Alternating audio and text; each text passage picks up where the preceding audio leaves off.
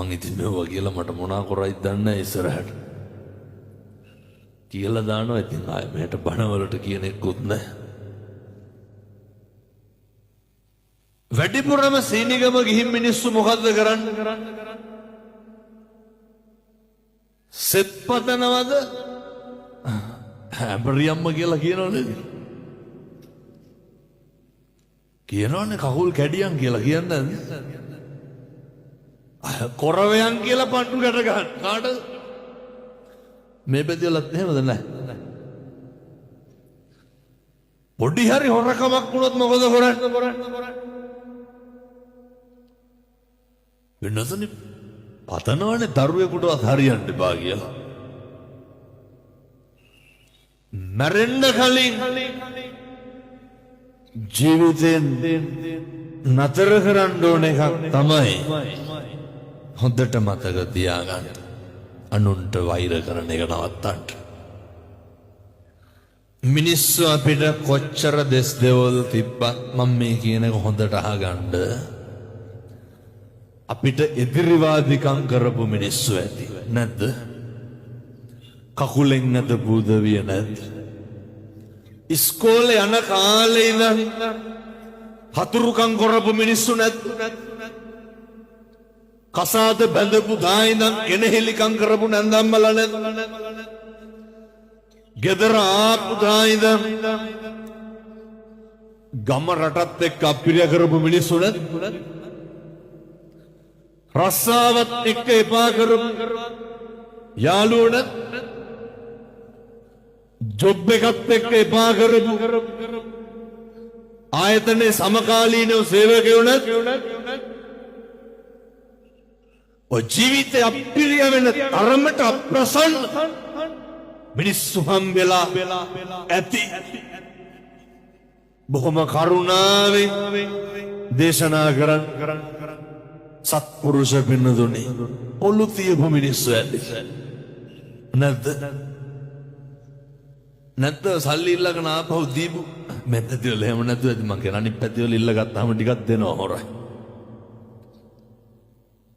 ඔය සමහරු ඉන්නවනේ කියනවනේ හාමුදුරුවනේ දුන්නොත් දෙන්නේ 500යි. ඇයි ගන්න බැයි නම් දෙන්නේ 500යි. අරගෙන ඕන තරම් දෙන්න ඇත්තේ. ඇත්තන්ගේ ජීවිතේට බොරු කියපු මිනිස්සු කොච්චර ඉන්නවද? රවට්ටපු මිනිස්සු කොච්චර ඉන්නවද? එකපාර නෙමෙයි දෙපාර රවට්ටපු මිනිස්සු කොච්චර ඉන්නවද? බොරු පොරොන්දු දීපු මිනිස්සු කොච්චර ඉන්නවද? අප්‍රසන්න කරපු මිනිස්සු කොච්චර ඉන්නවද? බුදුහාමුදුරුවෝ මොකද්ද උගන්වන්නේ? බුදුහාමුදුරුවෝ මොකද්ද කියන්නේ? මිනිස්සුන්ට අල්ප මාත්‍රයකින්වත් වෛර කරන්න එපා. මිනිස්සුන්ට අහිතක් පතන්න එපා. මිනිස්සුන්ට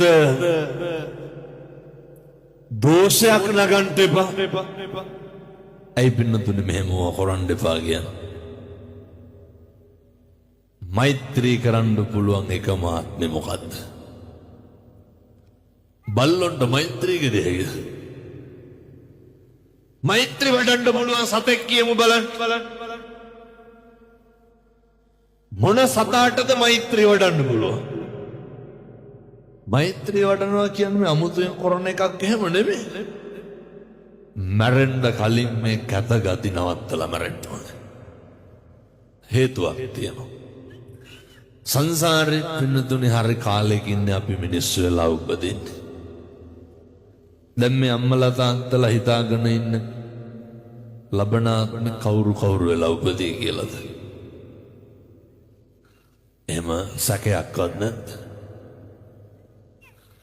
කල්ප ගාන යනකම් මිනිස්සු වෙලා උපදින එකක් නෑ. හේතුව අර බුදුහාමුදුරුවෝ දේශනා කරනවනේ ආනන්ද හාමුදුරුවන්ට. ආනන්ද මේ මහ පොළවට නියපොත්ත ගහලා වැලි ටිකක් ගත්තාම ඕකේ රැඳෙන්නේ කොච්චරක්? ඒ වගේ බොහොම පොඩි ප්‍රමාණයක් පින්වත්නි මිනිස්සු වෙලා උපදී කල්ප ගානක් යනකම් ආය අපි මිනිස්සු වෙලා උපදින එකක්. දැන් ප්‍රශ්නයක් තියෙනවා. මොකටද මිනිස්සු වෙලා උපදින්නේ? ගැටලුවක් තියෙනවා. මේක ඉතින් තේරෙන්නේ නැහැ හොඳ. මට දෙනකොට කතා කරනවා පින්නතුනේ හෙට ලෝක සුදු සැරෑටි දිනේ මං හිතන්නේ. හෙට